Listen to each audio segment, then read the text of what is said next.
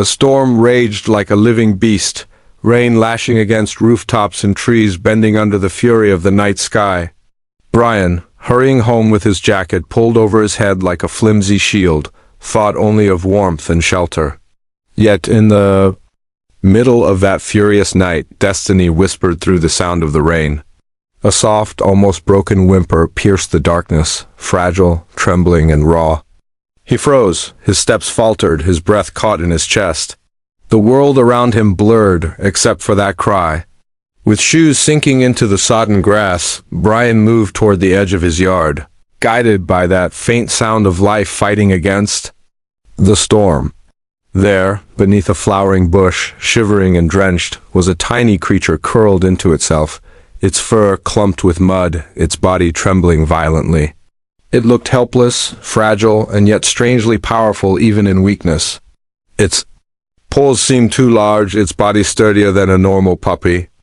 And those eyes, frightened, searching, holding secrets the storm itself seemed to carry. Brian's heart melted in that moment. He knelt, whispering soft, gentle words, his voice cutting through the rain with tenderness. Slowly, the little creature crept forward, drawn by kindness. With careful hands, Brian lifted it, shocked at its weight, wrapping it inside his jacket. In that act, man and animal bonded under the storm's symphony. The righteous care for the needs of their animals. That night, humanity and nature met under pouring rain, and though neither knew it yet, the world had shifted. Inside, the fire crackled, shadows dancing against walls scented with wet wood and soft jazz that Brian always played for his plants. He laid the creature on a towel by the hearth, drying away the storm's cruelty. Yet, as he wiped the mud, hidden truths began to emerge. The muzzle broader, the shoulders wider, the faint traces of spots weaving into its fur as if painted by wild hands. His chest tightened. This wasn't an ordinary puppy. Yet his heart insisted it was life worth saving, no matter what it was. He fed it warm milk and chicken, watching it eat hungrily, each bite telling of hunger and survival. But something deeper unsettled him, the way it watched everything with sharpness, the quiet intensity foreign to young puppies. Still, Brian spoke to it like a friend, naming it silently in his heart. That night, as the storm faded into silence, the creature, wrapped in the safety of Brian's home, curled up and fell asleep. Brian's whisper lingered in the firelight. "Tomorrow we'll find your family." He thought he had rescued a puppy, but the truth was that this little soul had rescued something inside him too, a part of him that had been yearning to care, to protect, to belong. He gives the beasts their food and the young ravens when they cry. By firelight, man and beast were woven into a story greater than either had imagined. Days turned into fragments of discovery. The stormy night was gone, but what it had left behind became Brian's heartbeat. He named the creature Atlas after the titan who held the sky, because somehow this small being carried a weight far beyond itself. Atlas grew comfortable in Brian's home, but never behaved like any puppy Brian had known. The toys were ignored. The playful chatter Brian tried to spark was met with silence. Instead, Atlas paced deliberate steps, measuring the floor as if mapping territory. At night, Atlas would sit by Brian's bedside, not in comfort but in vigil, releasing deep howls that shivered through the house. They were cries not of fear, but of wild longing, echoing with an ancient music that no domesticated pet had ever sung. Brian sat awake many nights, whispering in the dark, "What are you trying to tell me?" His heart ached, torn between the joy of companionship and the gnawing doubt of what Atlas truly was. He began writing about it on his blog, once a small site about his computer programming and hikes, now transformed into a journal of this strange, emotional rescue story. Readers from across the internet flocked to the mystery. Some laughed, calling Atlas a Wolf in disguise. Others worried, analyzing photos, pointing out the wild markings, the shoulders, the muzzle. One wildlife enthusiast dared to whisper the thought, "That's no dog, it looks like a hyena pup." The idea stunned Brian, a hyena. Could his storm-found friend belong to the wild, not the backyard? For every beast of the forest is mine, the cattle on 1,000 hills. What if God had entrusted him with not just a pet, but a wild miracle? The day of answers came with a trembling heart. Brian drove to the vet, Atlas sitting quietly in the back seat, staring out the window with an intensity that pierced Brian's soul. The clinic buzzed with ordinary life, a limping Labrador, a hissing cat, anxious owners waiting. But Brian knew his truth would not be ordinary. Dr. Ryan Wilson examined Atlas carefully, running gentle hands across the fur, noting the markings, the build, the posture. Silence fell heavy in the room. Finally, the doctor looked at Brian with a weight in his eyes. Brian, this isn't a puppy. What you rescued that night in the storm is a wild hyena cub. The words shattered and healed all at once. Brian's chest tightened, his breath caught. The little creature he had fed, dried, and sheltered was not a pet, but a fragment of the wild itself, fragile, misplaced, yet fiercely alive. The vet explained how rare it was, how such animals often wandered after losing mothers, how survival alone in the storm was a miracle. Brian's eyes watered, not from fear, but from awe. He knelt, looking into Atlas's eyes, seeing not a mystery anymore, but truth. He whispered, "You're not mine to own. You're mine to protect." In that moment, man bowed to nature, not in dominance, but in guardianship. And God made the beast of the earth after his kind, and God saw that it was good. Atlas had not been lost. He had been delivered to remind humanity of their sacred bond with the wild. Brian's choice was not of possession, but of love. He could have kept Atlas hidden, tried to force him into the mold of a pet, but instead his heart aligned with destiny. With the help of local wildlife rescuers, Atlas was guided into a sanctuary, a place where the wild sang freely, where he could grow with his kind, not confined by human misunderstanding. The day Brian said goodbye was drenched not in rain, but in sunlight. He walked Atlas to the sanctuary gates, his hand resting on the little creature's head one last time. Atlas turned, eyes shining, not with fear but with recognition. It was as though the storm-born cub understood. This man had been a bridge, a shelter, a protector. Tears blurred Brian's vision as Atlas padded forward, welcomed into the chorus of wild voices waiting for him.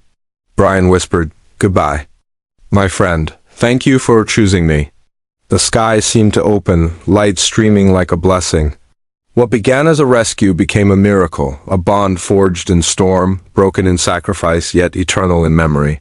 The wolf shall dwell with the lamb, and a little child shall lead them. In the end, Brian did not just rescue an animal. He rescued his own soul, reminding the world that the wild and humanity are not separate, but one heart, one story, one miracle. This was more than an animal rescue. It was an emotional true story, a heartwarming animal video come alive, a viral YouTube story destined to touch millions. And above all, it was proof that when man and beast meet with love, the world itself pauses and breathes. This isn't just a story, it's a cry from the soul of nature. The moment Brian stepped into the waiting room, holding Atlas's leash with slightly trembling hands, the air seemed to shift.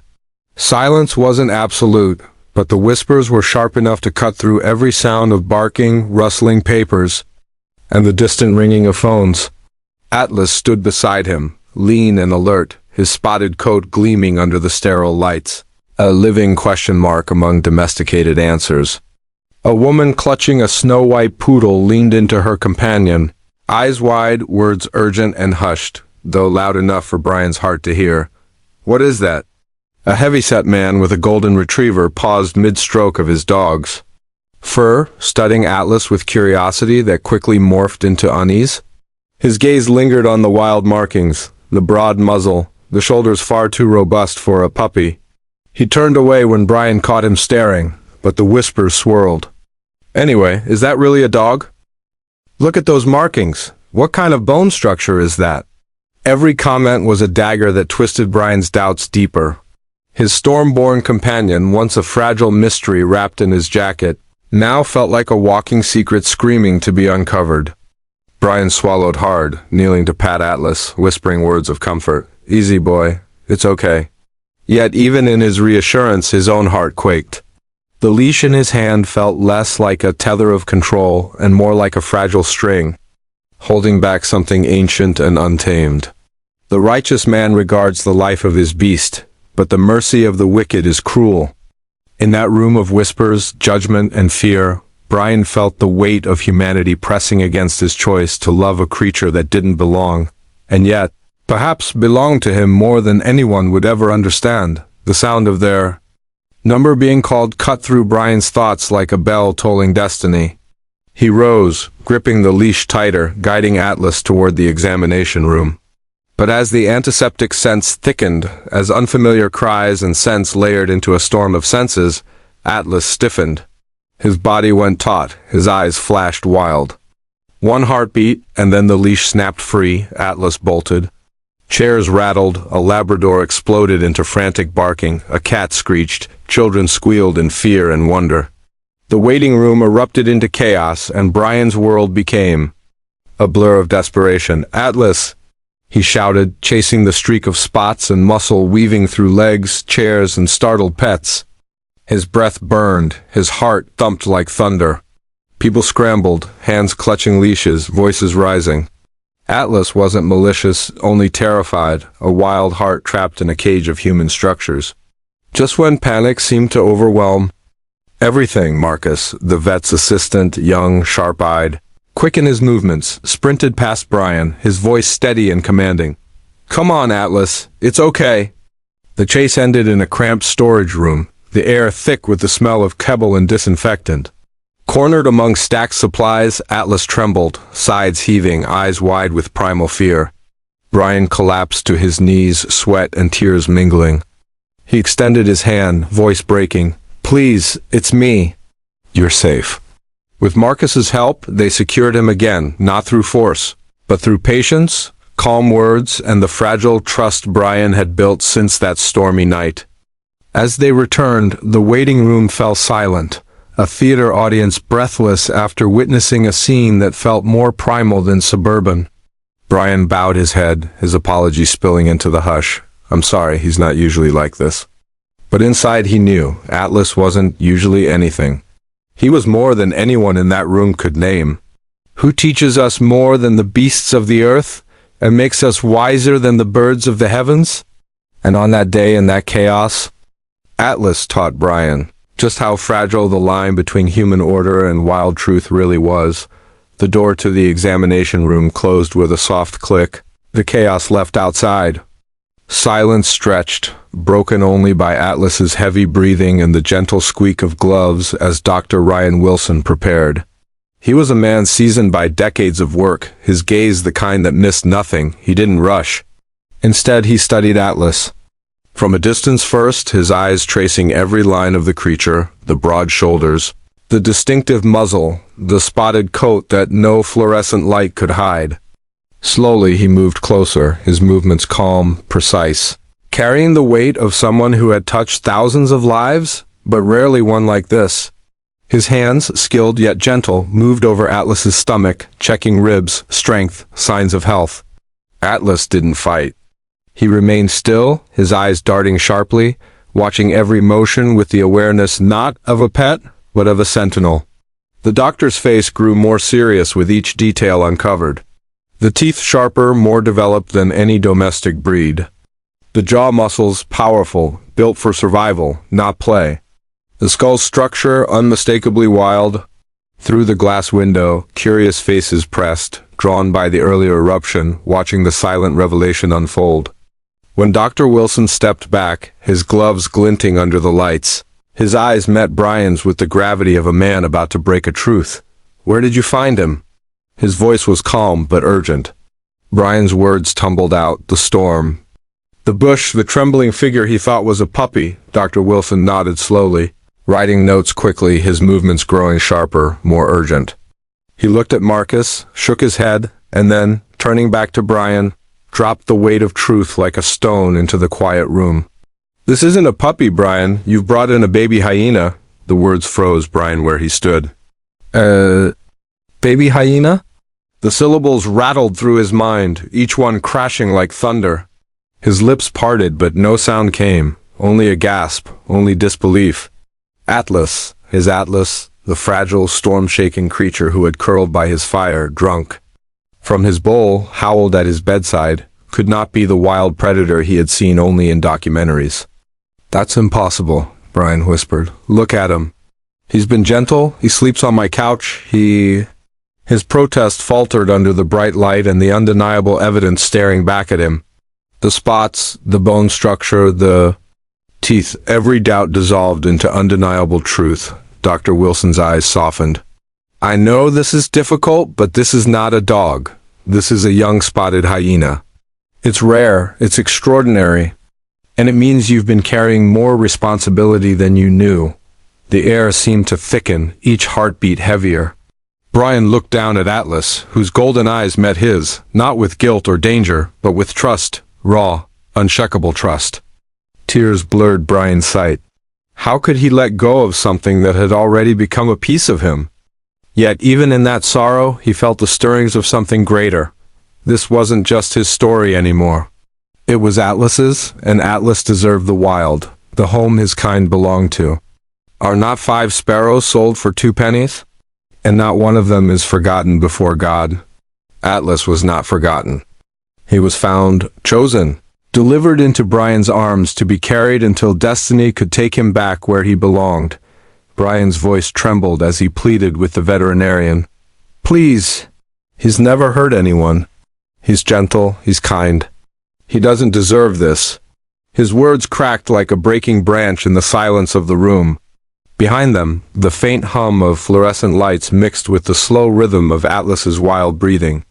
The young hyena's eyes, wide and glistening, reflected both fear and trust, a trust that was painfully undeserved in a world that didn't belong to him. Dr. Wilson, seasoned by decades of difficult decisions, placed a steadying hand on Brian's shoulder. His voice was low, calm, like a man speaking truths older than both of them. "Brian, this isn't punishment. This is protection, for him and for you. Hyenas are wild. And while Atlas hasn't harmed anyone yet, his instincts belong to the wild, not to walls, not to cages, not even to the love of a man's living room. This precaution isn't betrayal, it's mercy." The words sank deep into Brian's heart like stones dropping into water. He looked at the cage that had been carefully prepared, spacious, lined with soft padding, a quiet corner where Atlas could rest without fear of more chaos. It wasn't a prison. It was a bridge, a step toward the wilderness that was calling this young creature home. Still, Brian's soul fought the truth. Watching Marcus gently guide Atlas toward the cage, his heart squeezed with guilt. The metal bars caught the light like 1,000 tears, and inside them Atlas stood for a moment, unmoving, staring straight into Brian's eyes. And in that gaze, the entire weight of the bond between animal and humanity pulsed, fragile yet eternal. "I'm sorry, buddy," Brian whispered, his voice cracking. "I thought I was saving you. Maybe all I really did was borrow you from the wild." The room dimmed into silence. Jazz no longer played, rain no longer fell, only the throb of 2 beating hearts, divided by steel, connected by something far greater. Then it happened. Atlas, sensing the storm of emotion around him, stepped closer to the bars. Slowly, hesitantly, he pressed his spotted head against the cold steel and reached out with a gentle, trembling gesture. Brian froze, his breath caught. Then he extended his hand. The young hyena licked his finger, soft and deliberate. A single heart-shattering lick, as if to say, "I know, and I forgive you." Brian's eyes filled with tears. His soul cracked wide open. In that tiny moment, man and beast erased the lines of species, of ownership, of fear. It wasn't about a pet. It wasn't about a rescue. It was about the miracle of recognition that in the wildness of one heartbeat and the vulnerability of another, humanity and animal had always been one. "You're going to be okay," Brian whispered, his hand trembling against the bars. "They'll take care of you. They'll give you what I never could. Your freedom." Atlas's breathing slowed, his trembling stilled. His head rested against Brian's hand until, finally, he sank into the quiet calm of trust. For the first time since the storm, he looked at peace. And in that silence, Brian understood. Love doesn't always mean keeping. Sometimes it means letting go. This was more than an animal rescue. It was more than a touching animal story.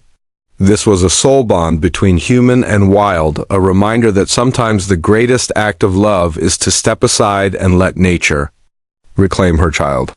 As the wildlife experts arrived, as Atlas was carefully prepared for his journey to the sanctuary, Brian whispered one final goodbye. His heart broke, but in that breaking, it also grew. He hadn't lost Atlas. He had given him back to the wild, back to the call of the earth where survival and freedom wait like an open sky, and maybe, just maybe in some future dawn. When the hyena's howl rises across the savannah, Brian will hear it in his dreams and know that his wild friend is free. Would you have been able to let Atlas go, or would you have tried to hold on? Tell us in the comments below. If this story touched your heart, make sure to like, subscribe, and share. Because stories like this of survival, rescue, and the unbreakable bond between animal and humanity are what remind us all of the miracles we often overlook.